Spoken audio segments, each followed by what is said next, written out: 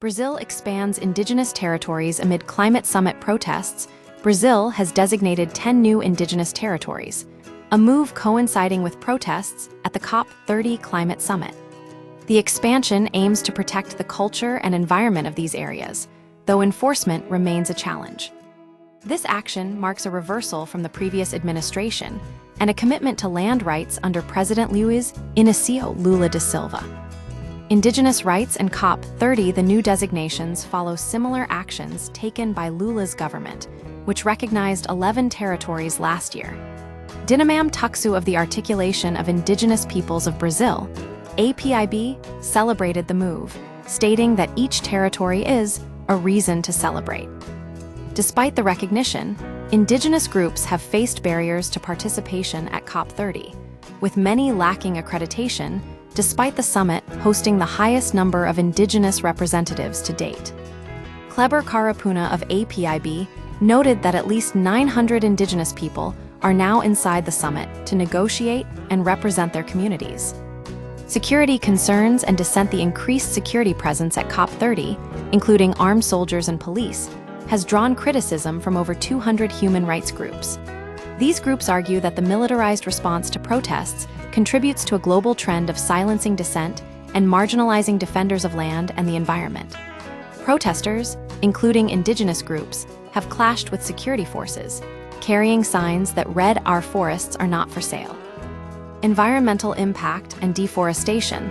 The expansion of indigenous territories could prevent up to 20% of additional deforestation and reduce carbon emissions by 26% by 2030.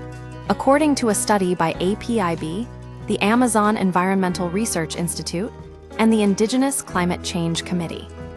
The new protected areas span hundreds of thousands of hectares and are inhabited by thousands of people from various indigenous groups, including the Mura, Tupinambá da Olivença, Pataxo, Guarani Kaiowá, Munduruku, Pankara, and Guarani Mbaya. One area overlaps significantly with the Amazon National Park, a vital part of the rainforest that regulates the global climate and stores carbon.